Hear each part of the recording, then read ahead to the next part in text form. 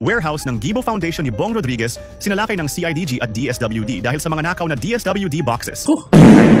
DSWD boxes na para sana ipamigay sa mga nangangailangan, lalo na yung mga nabahaan, mga sa kalamidad.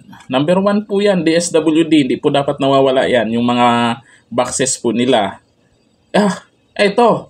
Nako, may congressman na naman na nadamay dito. Ito, pakinggan natin tong balita na to. Ito po ay nakita po natin ito sa Bicol News. Okay, sa Bicol News, GMA, TV5. Yung mga kilalang nagbabalita daw eh. Ito dapat mag-ingay din kayo tungkol dito.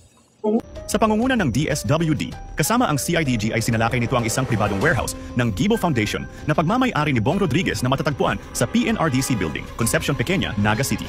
Caught in the act ng nasabing autoridad na kinakarga ang mga ninakaw na DSWD boxes sa isang 6-wheeler truck na may plakang CCE 7056. Sa kanilang pagsalakay, tumambad sa kanila ang libo-libong DSWD boxes at sako-sakong bigas na hindi pa naipapamigay mula noong Oktubre 2024. Ayon sa investigasyon, ang mga DSWD boxes ay nakalaan sa opisina ni Congressman Gabby Bordado at sa City Hall na pinamumunuan ni Mayor Nelson Legacion. Kadami niyan. Bakit nga ba nila ginawa yan? Malamang, para sa akin ito opinion ko lang, mag-e-eleksyon. Ilalabas nila yan sa pangangampanya. Pwedeng gawin nila yan nakatago. Ay nako. Hindi pwedeng walang investigasyon to kung paano nakalabas yan sa DSWD. Baka naman hanggang dyan na lang. Mayor, congressman, paano yan? Depende yan sa mga tao dyan kung iboboto pa rin tong mga to. At least, ito na booking. Pero sana ipakalat mo natin ito. Malay natin, mismo dyan sa lugar nila ay mayroong hindi nakakaalam tungkol dito sa nangyari.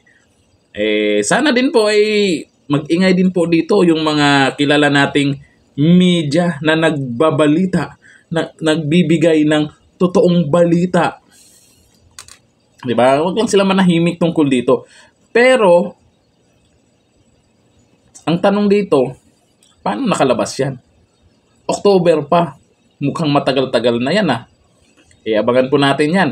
Kung mapapanood natin ang balita na yan sa TV, sa ibang media. Malamang mukhang tahimik yung iba. Meron na palang nangyayaring ganito. Pero malamang din dito, hindi lang sila. Baka may iba pang gumawa. Sa dami ba namang congressman dito sa bansa? Sa dami ba namang mayor dito sa bansa? Alam natin may mga matitino.